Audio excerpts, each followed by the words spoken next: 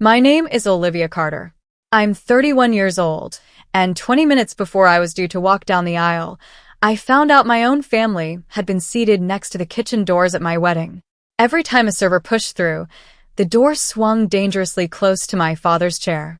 My mother sat there gripping her place card with both hands, trying not to look hurt, while relatives from my fiancé's side filled the front tables, the ones marked honored guests. I walked straight across the ballroom and asked my future mother-in-law why my parents had been tucked away in the back. She looked my mother dead in the eye and said it loud enough for 3 nearby tables to hear. We didn't want them embarrassing the important guests. I waited for my fiancé to say something. Instead, he fixed his cufflinks and shrugged. It's not a big deal, Olivia. Don't ruin the day over a table. That sentence broke something in me. I looked at the man I was minutes from marrying and understood he wasn't surprised. He already knew. I didn't cry. I didn't argue. I didn't beg anyone to switch seats. I walked straight to the DJ booth, handed him my phone, and asked him to cut the music. Then I asked for access to the ballroom screens. My future mother-in-law's smile disappeared the second the first document went up behind me. My fiancé rushed toward the booth, but he was already too late. I picked up the microphone and told the room the plans had changed. By the next morning, the footage was everywhere in town. 3 powerful families pulled their support from my in-laws, and the man I'd almost married was standing on my parents' porch, begging me to fix things. Before I get to what he said, and everything that happened after I walked away from that altar, tell me, what time is it where you're reading this from, and does the weather outside match how you're feeling right now? I'm curious how far this one travels. To understand why one table ended an engagement, you have to understand it was never really about the table. My fiancé was Daniel Vaughn.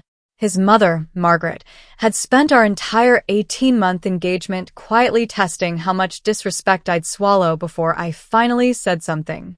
The Vaughns owned commercial property across the county, gave generously to local charities, and showed up in the paper at every hospital gala and business dinner worth mentioning. My parents, Henry and Jessica Carter, ran a small heating and appliance repair business. My dad still took emergency calls himself. My mom did the books from a cramped office behind the shop. They weren't influential the way Margaret measured influence, but they kept their staff paid through slow seasons, fixed furnaces for elderly customers who couldn't afford it, and helped young technicians get certified. When Daniel first met my parents, he told me he admired how grounded they were. Margaret called them simple. The first time she said it, I told myself she meant it kindly. By the 5th time, I knew exactly what she meant. My parents offered to help pay for the wedding. They'd been saving since I was a teenager. I suggested we scale things down, but my dad wanted to give me one day where I wasn't counting every dollar. Between the venue, catering, photography, music, and most of the guest accommodations, they put in $82,400. I added another $26,000 of my own savings. Daniel and Margaret picked out the flowers and covered $7,800 of them. Despite that, Margaret told everyone she was hosting the wedding. She even gave an interview to a local society blog about uniting 2 distinguished families, as though my parents were lucky to be included in their own daughter's wedding. Every time I corrected her privately, Daniel asked me to let it go. Mom cares too much about appearances, he'd say. It doesn't hurt us to let her have this. But it did hurt us. Every lie I let slide gave her more room. She cut my mother out of the planning meetings, claiming too many opinions slowed things down. She asked my dad not to wear the brown suit he'd bought because it looked like something a salesman would wear. At our engagement dinner, she moved my parents off the center table the moment a state senator RSVP'd.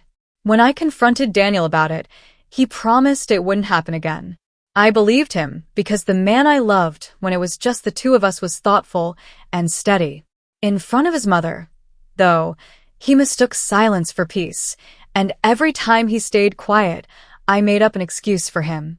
3 weeks before the wedding, our coordinator, Mara Ellis, sent me a seating chart. My parents were at table 2, right beside Daniel's father and the closest relatives, exactly what Daniel and I had signed off on. 4 days before the ceremony, Mara called asking if I'd approved a priority revision. She forwarded me a spreadsheet Margaret had put together. Guests were sorted into tiers. A Category A, Donors, executives, officials, family friends with money. Category B, co-workers and distant cousins. Category C, most of my family. Next to my parents' names, Margaret had written, service adjacent table preferred. Keep away from primary photography angles. I stared at those words until my eyes hurt. Daniel found the spreadsheet still open on my laptop that night. When I asked if he'd seen it, he hesitated before saying his mother was just managing the room efficiently. I told him service adjacent meant beside the kitchen. He promised he'd fix it. You're marrying me, not my mother, he said. Trust me to handle her. I made him promise, again, that my parents would be treated with respect. He looked me in the eye and agreed, but his voice sounded rehearsed. The morning of the wedding, Mara messaged me one more time. Margaret had shown up before the staff and personally swapped place cards herself. Mara had objected, but Daniel told her not to bother me. He didn't want me getting emotional before the ceremony. Attached to the message were photos of the altered chart, screenshots of Margaret's instructions, and an email Daniel had sent at 7:14 that morning. His last line read, Olivia will be upset for a few minutes, but once the guests arrive, she won't risk making a scene. That email was the document I handed to the DJ, right after I saw my parents' chairs jammed beside those swinging kitchen doors. Some part of me hoped it was all a mix-up. Then Margaret called my parents an embarrassment, and Daniel shrugged it off as no big deal, and every warning I'd ignored for 18 months snapped into a single, unavoidable truth. Daniel hadn't failed to protect me from his mother. He'd helped her calculate exactly how much humiliation I'd tolerate. I thought about the life I'd imagined with him. If my parents could be hidden at my own wedding, where would they be seated at my child's birthday party someday? What would I be teaching my kids by staying quiet now? So I stopped trying to save the wedding and started asking myself why I was still considering marrying him at all. The DJ brought the music down, and the ballroom went quiet. A few guests smiled, assuming the bride was about to give a sentimental toast. Margaret wasn't smiling. She'd already recognized her own spreadsheet on the screen. Daniel reached the booth and told the DJ to shut it all down, but the DJ looked at me. The contract was in my name. Keep it running, I said. Daniel grabbed my wrist under the booth. I pulled it free and told him never to touch me like that again. That was the moment guests realized this wasn't part of the program. I raised the mic. Good afternoon. Before we begin, I need to correct a misunderstanding about today's guest list. I pointed at the screen. Some of you were marked as important. Others were sorted by income, job title, family background, and how useful you'd be to the Vaughns. The room erupted. Heads turned toward the tables near the kitchen. My parents stayed seated, not out of weakness, but because they didn't want standing up to make things worse for me. I asked them to come forward. My dad shook his head slightly, silently warning me not to burn my own future for his pride. Even while he was being humiliated, he was still trying to protect me. My parents were seated beside the kitchen because my future mother-in-law didn't want them embarrassing the important guests. Those were her exact words. When I asked the man I was about to marry to stand up for them, he told me it wasn't a big deal. Daniel stepped closer, said we needed to talk privately. I held the mic between us. Did you know about the seating change? He looked at the screen, at the guests, at his mother. This isn't the time. Did you know? I knew she had concerns. Did you write the email predicting I'd be upset but wouldn't make a scene? He said nothing. The second screen lit up with his own message. Until that moment, people could still tell themselves Margaret had acted alone, and Daniel was just overwhelmed. His silence took that excuse away. Someone near the front whispered. He knew. Margaret pushed through the tables and demanded the mic. This is a private family matter. Turn those screens off. You made it public the moment you humiliated my parents in front of everyone. She accused me of staging the whole thing and insisted the chart was purely logistical. I pointed to the note beside my parents' names. What logistical reason keeps the bride's own parents out of the photography angles? She turned to the room and claimed she'd spent months protecting the elegance of the event, said certain relatives didn't understand formal expectations. I asked what exactly she thought my parents might do to embarrass her. She glanced at my father's calloused hands, at my mother's handmade wrap. They don't know these people. They wouldn't know how to behave. My mother stood up. She didn't raise her voice. We know how to treat people kindly. I always thought that was the most important kind of conduct there is. The room went silent. I switched the screen again, this time to the invoices. There's also some confusion about who actually paid for this wedding. My parents contributed $82,400. I put in $26,000. The Vaughns paid $7,800 for flowers they picked out themselves. Guests turned toward Margaret, who had personally told half of them the Vaughns had financed everything. I wasn't putting the numbers up to shame anyone for contributing less. I put them up because Margaret had used my parents' sacrifice to build her own reputation while hiding it from the very people enjoying what that money bought. Then I made it official. There will be no wedding this afternoon. Daniel went pale. Margaret shouted my name, but I kept talking. The meal is already paid for. The staff worked hard, and a lot of you traveled to be here. Anyone who wants to stay is welcome. But this is no longer a Vaughn wedding. It's a dinner in honor of Henry and Jessica Carter, and a fundraiser for vocational scholarships for young people going into skilled trades and hospitality work. The head table is coming down. Nobody here gets ranked by income or usefulness tonight. Daniel reached for the mic. You can't cancel our wedding in front of everyone. I looked at him. Would you still want to marry me if protecting me meant disappointing your mother? His mouth opened. Nothing came out. I'd spent 18 months translating his silence into love. I was done doing the translating. Margaret called it a childish act of revenge. I told her revenge would mean doing to her family what she'd done to mine. I wasn't seating her by the kitchen or telling the photographer to avoid her. I was simply refusing to marry into a family that needed my parents to disappear. I asked Mara to bring 2 chairs to the front. As my parents walked forward, guests stepped aside for them. Some clapped. Others just froze. The strongest reaction, though, came from the people Margaret had labeled important. They were only just realizing their own invitations had been used as a weapon against everyone she considered beneath them. Margaret climbed onto the platform and told the room I was having some kind of breakdown, a familiar move. If she couldn't argue with the evidence, she'd go after my credibility instead. Brides get overwhelmed, she said. Misunderstandings happen. A mature woman would have handled this privately. While she talked, the memories came flooding back. At our engagement dinner, my dad arrived early and Margaret handed him her car keys, assuming he was the valet. My mom once offered to sew fabric favors for the tables, and Margaret said handmade decorations would make the reception look cheap. After every single one of these moments, Daniel asked me not to overreact. Standing there in front of those screens, I finally understood. Privacy had never protected our family's peace. It had protected Margaret from ever facing consequences. I reminded the room I had handled it privately, after the engagement dinner, after the dress fitting, after she cut my mother out of the planning emails, after the first version of the seating chart. Every one of those private conversations ended in a promise, and every promise lasted only until Margaret wanted something else. How many private conversations, I asked, does one woman owe someone who keeps repeating the same public disrespect? At what point does patience stop being maturity and start being permission? Daniel's father, Victor, stood up. Margaret told him to sit back down, but he kept walking. Victor wasn't a warm man, and we'd never been close. He usually let Margaret speak for both of them. I expected him to defend her. Instead, he asked Mara if the email on the screen was real. She confirmed it had come from Margaret's account, and that Daniel had approved the final arrangement that same morning. Victor turned to his son. You saw her parents sat beside the kitchen, and you let it happen.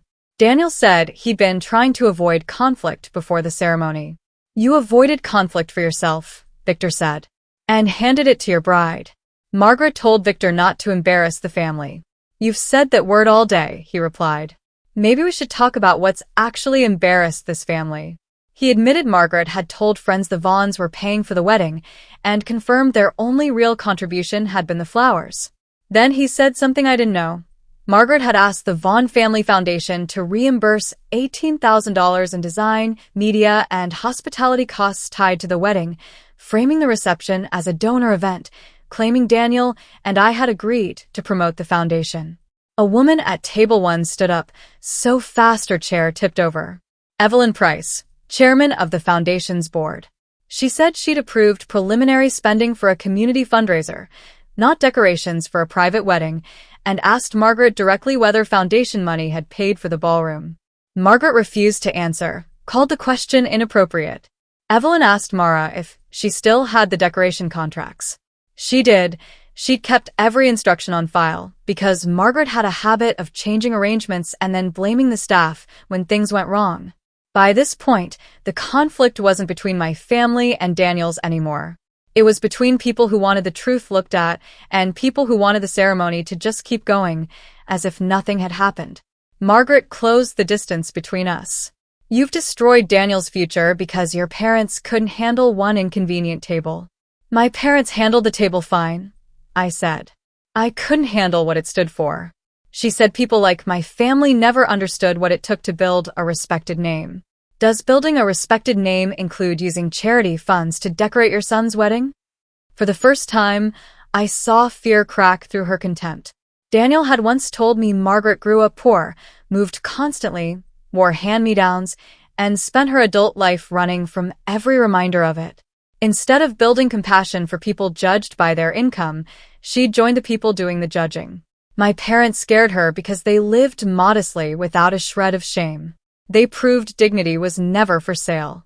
Understanding why she did it didn't excuse it. It just made it clearer.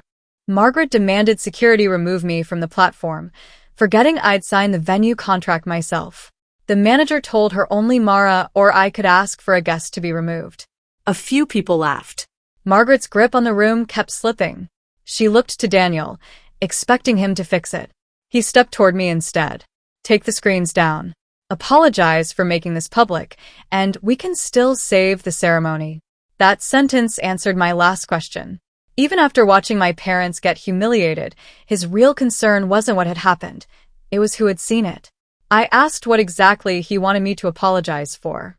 He said I'd blindsided him, damaged his family's name, turned a seething disagreement into a scandal. I reminded him he'd approved the chart, hidden it from me, and predicted in writing that I'd stay quiet once the guests showed up. The email was taken out of context, he said. What context makes that okay? No answer.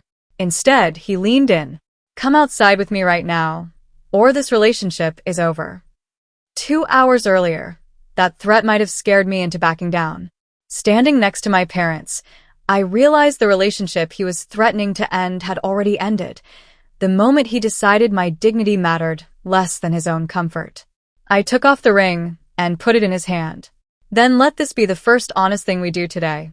It's over. My mother covered her mouth. My father stepped closer, not to stop me, but to make sure I could still stand. Daniel stared at the ring. You're throwing away 6 years over one mistake. This wasn't one mistake. It was a pattern. And today you proved it wasn't going to stop after we got married. Margaret stepped in. Don't let her talk to you like that. She's been waiting for an excuse to take our money and humiliate us. The invoices were still glowing on the screen behind her. Whose money? I asked. Someone in the back shouted that her family had paid for the wedding. Another guest demanded Margaret apologize. A third asked if foundation money had funded the flowers. Phones were out everywhere by then. One of my cousins had been live streaming the whole thing. The photographer's assistant had recorded the confrontation too, thinking it might matter for a contract dispute later. Guests were already sharing clips. I never asked anyone to post the footage. I only asked that my parents' faces not be shared without permission, but Margaret was the one who'd invited local reporters and society writers to cover the Vaughn wedding of the year. Now they had front row seats to watch it fall apart. A reporter asked Evelyn whether the foundation would look into the expenses. She announced all reimbursements tied to the event were frozen pending an emergency board meeting. 2 major donors stood beside her. One paused a $200,000 pledge until the books were clean. The other said he didn't fund organizations that ranked families by social usefulness. Daniel blamed me for the fallout. Victor cut him off. Your mother's behavior caused this. Your approval made you part of it. Olivia just turned the lights on. Daniel argued a husband should shield his mother from public embarrassment. Why didn't that principle apply, I asked, when she was the one embarrassing mine? Silence answered for him again. Mara had the head table cleared. Guests pitched in to move chairs. My relatives dragged that little kitchen-side table into the center of the room so everyone could see exactly how degrading the original arrangement had been. The staff, who'd spent all morning taking orders from Margaret, watched from the edges. The banquet captain asked if I still wanted the meal to go on. I said yes, but only after every worker had eaten. Margaret had told the caterer not to feed staff until guests left, so their uniforms wouldn't show up in photos. I canceled that instruction on the spot. Once the old seating chart disappeared, the whole room shifted. Guests mixed freely. My relatives got pulled into conversations by people they'd never met. The state senator Margaret had planted at table 1 walked over to my father and told him his company had once repaired the heating system at a veterans center for free. A hospital executive remembered a blanket my mother's church group had made for her during chemo. Margaret had written my parents off as unimportant because she only recognized influence that came with a title. That night, the room showed her a quieter kind of influence she'd never bothered to see. I picked the mic back up. Anyone uncomfortable staying was free to go. The food and music would keep going either way. Gifts would be returned unless guests wanted to redirect them into the newly created Carter Skilled Trades and Hospitality Scholarship, which would fund technical certifications, culinary training, hotel management, and other careers too often overlooked by the very people who depend on them. My dad protested that he didn't need his name on it. That's exactly why it belongs there, I told him. More than half of Daniel's relatives stayed. Some apologized to my parents. Others admitted Margaret had spent years pressuring them to keep up appearances. A few walked out with her, announcing loudly that I had no class. Their exit just made room for the kitchen staff to sit down for the final course. The band played my parents' favorite song, and I danced with my father, not as a bride pretending the day had gone to plan, but as a daughter thanking the man who never once asked her to make herself smaller. Daniel lingered near the entrance for almost an hour. He came up to me twice, once to ask me to stop the live stream, once to ask if I understood how the scandal might affect his position at the foundation. Neither conversation started with an apology to my parents. When he finally left, he walked out beside his mother. That image hurt worse than handing back the ring. Even after everything came to light, he chose the person demanding loyalty over the person asking for honesty. By the end of the night, the scholarship fund had pulled in $41,600 in pledges. Near midnight, my mother and I stood by the kitchen doors where her table used to be. "Do you regret canceling the wedding?" she asked. I looked out at guests helping the staff stack chairs. "I regret needing a microphone to find out who Daniel really was. I don't regret walking away once I knew." I got maybe 2 hours of sleep at my parents' house. By 6:12 the next morning, my phone wouldn't stop buzzing. The first clip a guest had posted already had over 300,000 views. By 8, local news pages were running it under headlines about a bride who called off her own wedding after her parents were seated by the kitchen. The moment that spread fastest wasn't me handing back the ring. It was my mother telling Margaret, "We know how to treat people kindly." That line traveled further than any speech I could have written. Not everyone was on my side. Some accused me of staging the whole humiliation for attention. Others said family disputes belong behind closed doors, that I should have just quietly moved my parents and gone through with the ceremony. But thousands of people recognized the pattern. They wrote in about being hidden at graduations, cut out of photos, mocked for their accents, treated as lesser by wealthier relatives. The video stopped being about one seating chart. It became about every time someone had been told to keep the peace by swallowing their own humiliation. By 8:40, Evelyn Price announced an independent review of the foundation's event spending. At 9:15, Victor called my father and apologized without a single excuse attached. He admitted he'd let Margaret run their social life for years because standing up to her was exhausting, and that his silence had enabled the exact behavior he was now condemning in his son. He said the preliminary audit had already found more than the $18,000 he'd mentioned the night before. Margaret had logged public relations photography, transportation, guest gifts, and hotel suites as donor development expenses. The total under review had climbed past $63,000. The foundation had done real good over the years, which somehow made the misuse worse. Victor stepped down from the board temporarily so he wouldn't influence the investigation. Daniel was removed as the foundation's legal advisor since he'd reviewed the reimbursement paperwork tied to the wedding.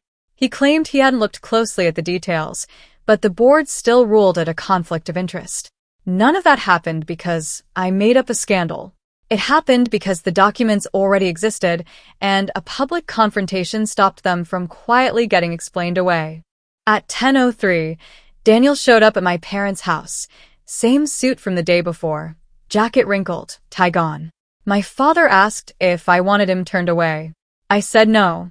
Part of me needed to hear what he'd say without an audience or a microphone. He walked into the kitchen and said everything was spiraling. The foundation might not survive. Clients were calling nonstop. Margaret had locked herself in her room. Several minutes in, he still hadn't mentioned my parents once. "Why are you here?" I asked.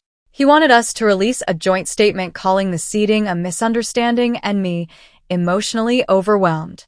In exchange, his family wouldn't pursue anything legal over the videos or the reputational fallout. My mother left the kitchen. She didn't trust herself to stay quiet. My father stayed beside me.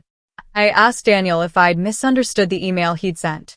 He said the wording was careless. I asked if Margaret's comment about embarrassing important guests was also a misunderstanding. He said she was upset, didn't mean it literally. I asked if putting my parents beside the kitchen was an accident. He admitted it was deliberate, but insisted he'd planned to move them after the ceremony. That excuse fell apart on its own. The ceremony was exactly when the family photos and formal introductions would have happened. "Are you sorry for what you did?" I asked. "Or sorry people found out?" He stared at his coffee. The two things can't really be separated. Yes, they can. One means taking responsibility. The other just means damage control. He set the ring on the table, said we could still marry quietly once the attention died down. He offered to move away, limit contact with Margaret for a while. Every promise had an expiration date built in. For a while meant until I stopped being upset. Quietly meant without anyone who'd recognize the pattern watching. Once the attention dies down meant he still believed the real problem was that people had found out. I pushed the ring back across the table. His voice hardened. He accused me of using my parents as an excuse because I was scared of commitment. My father stood up, but I asked him to let Daniel finish. Daniel said no relationship survives one partner publicly exposing the other's mistakes. I agreed. Then I told him no relationship survives one partner taking part in cruelty and then demanding it be kept secret. He left the ring on the table and walked out. Margaret called 11 minutes later. "You've destroyed my family." I described what your family did. She wanted the videos taken down, wanted me to call the donors, wanted me to tell Evelyn the expenses were part of an authorized joint event. I reminded her I'd never agreed to turn my own wedding into a fundraiser. She said my parents would never be welcome in respectable circles again after causing this chaos. Respectable people, I said, don't need to hide others by the kitchen. She threatened to sue until Victor took the phone away from her. I heard them arguing before the call cut off. That afternoon, Victor moved in with his brother, telling Daniel he'd come back once Margaret cooperated with the audit and got professional help. Daniel blamed me for splitting his parents up. During the emergency board meeting, Victor corrected him in front of everyone. Olivia didn't create the cracks. She just made it impossible for us to keep painting over them. By that evening, Margaret had been suspended as foundation president. 3 organizations dropped her from their committees. The society blog that had run the glowing wedding preview quietly deleted it and admitted its claims about funding were false. Daniel's firm put him on administrative leave while they checked whether company resources had been used on foundation paperwork. His career wasn't over, but the promotion he'd been counting on got shelved indefinitely. I didn't celebrate any of it.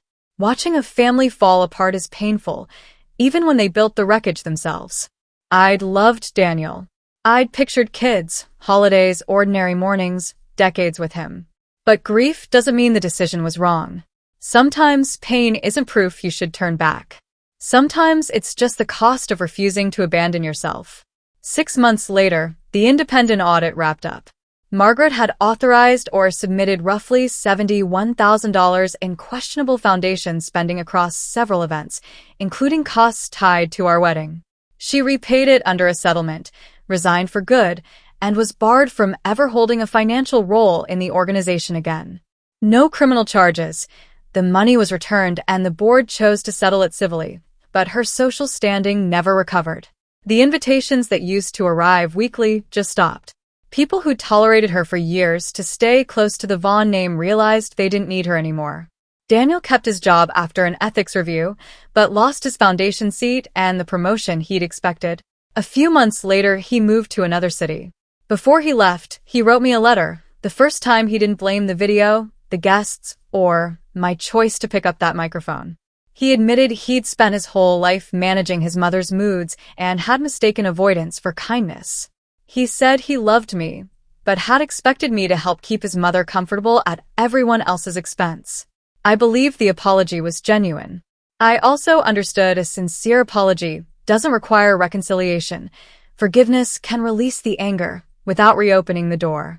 I wrote back once, thanked him for finally taking responsibility, wished him well, and left it there. Margaret sent my parents a handwritten apology after the audit closed. My mother read it and put it in a drawer. She didn't throw it away, but she never invited Margaret back into her life either. When I asked if she'd forgiven her, my mom said, "I hope she becomes a better person. That doesn't mean I have to stand close enough to be tested again." That single sentence taught me more about boundaries than every argument from that day combined. The dinner that replaced the ceremony turned into an annual scholarship event. That first $41,600 kept growing as strangers who'd watched the video started donating. In its first year, the Carter Skilled Trades and Hospitality Scholarship funded 12 students, apprentice electricians, HVAC technicians, culinary students, hotel management trainees, and a single mother studying event coordination. My dad complained his name sounded too fancy on the certificates. Then he cried handing out the first one anyway. Mara joined the scholarship committee. The banquet captain came on as an advisor to make sure hospitality workers had a say in choosing recipients. Evelyn stayed on as foundation chair and put stronger financial controls in place.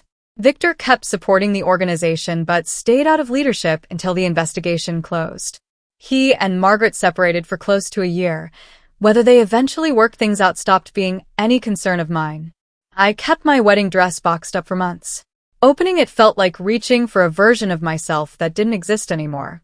Eventually, I donated it to a nonprofit that provides formal wear to women going through financial hardship.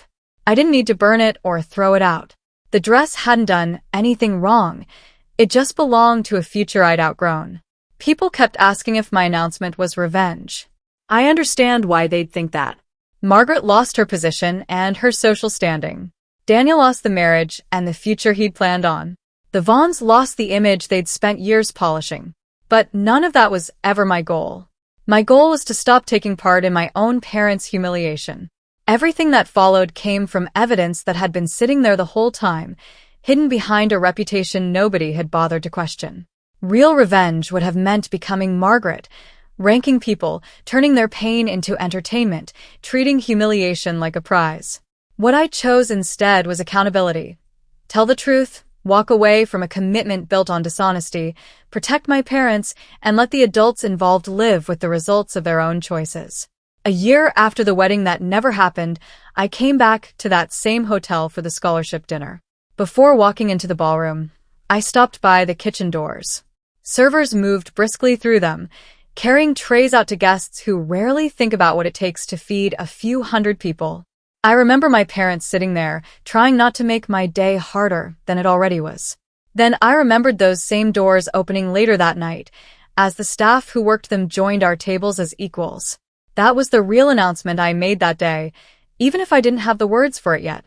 Nobody I love gets hidden away so someone else can feel important.